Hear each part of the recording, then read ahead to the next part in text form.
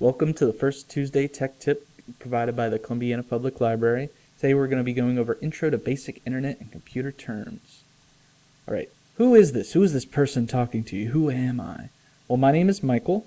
I'm the Columbiana Public Library Technology Trainer. I'm pretty much here to answer any of your basic computer or technology, internet questions, or have any problems with anything. I'm your guy. I am an IT student currently enrolled at YSU. I have a couple years of computer engineering and a couple years of IT experience now. So I'm going for my bachelor's in IT. So I'd like to think I know a decent bit about computers at least. And pretty much overall, I'm a cool dude. I like the Beatles. I like video games, movies, everything you want to talk about in pop culture. I'll talk to you about it. So don't hesitate to just talk to me about random stuff. I don't bite pretty much, so don't hesitate to talk to me. I'm just a normal dude. But when am I here? When can I help you? So I'm only here from Tuesdays and Thursdays. Tuesdays from 1 to 6, and Thursdays from 10 to 5. You can schedule appointments with me using the Columbiana Public Library website, or you can always call ahead to see when I'm here, or if you have any problems I can help you over the phone, I might be able to as well. So let's get into today's lesson.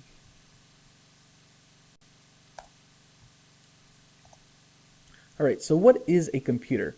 Well, a computer is pretty much just any electronic device that can store and process data. The basic user and computer interaction basically means when you, the person, the user, interact with the computer, the client. It usually involves you, the user, giving the computer instructions, and the computer formulates a response using an algorithm of some kind. Basically, you're giving an input to the computer, and the computer gives you a response and output. Any device that has a microprocessor, also known as a CPU, central processing unit, is a computer.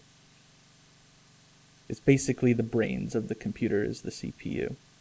It's what makes a computer a computer. So what kind of computers are there? So there's your usual desktop, which is the big PC towers that you put in your office somewhere, usually in a place of business. It has you have to connect a monitor and a keyboard and a mouse. And there's usually two types. There's your personal computer, the PC, which is basically a desktop that runs on a form of Microsoft Windows. And then there's Apple's version of desktop, which is the Mac, or the Macintosh. And then we have laptops, which are portable computers. So there's like Apple's MacBook, Google's Chromebook, Microsoft Surface, and you also have like your HP and your Dell laptops, which run off of Windows as well. Basically just computers you can take on the go.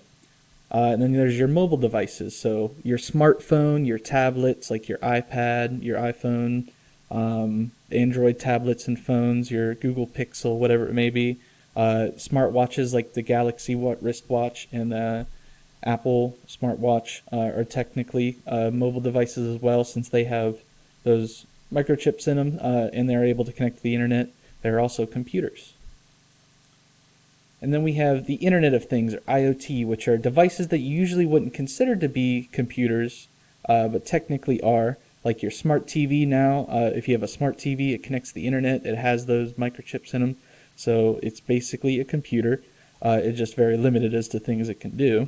And then there's like kitchen appliances nowadays, like refrigerators and ovens, or computers, they can connect to the internet, or like your thermostat security system where you can control remotely through the internet as well, are also technically small computers. So that's what the Internet of Things are. Pretty much devices you wouldn't consider to be computers, but you can connect to and are technically computers. Alright, and then how do we use a computer? Well, in order to use a computer, you can't just have it and do nothing with it. There has to be some sort of input. So in order to use a computer and give it information, in order to request a response from it, we need to have an input device. So there's a couple input devices you can use. Some very important ones are like your mouse and your keyboard, and then there's ones you might not think of right away, like the touch screen on your iPhone is technically an input device, because that's how you control everything and click on your apps and whatnot. And then there's microphones, cameras, stuff like that. And then for output devices, we have like your visual display unit, like your monitor, and then there's printer, which prints your paper. You have your projectors, your speakers, and your headphones. It's all output information.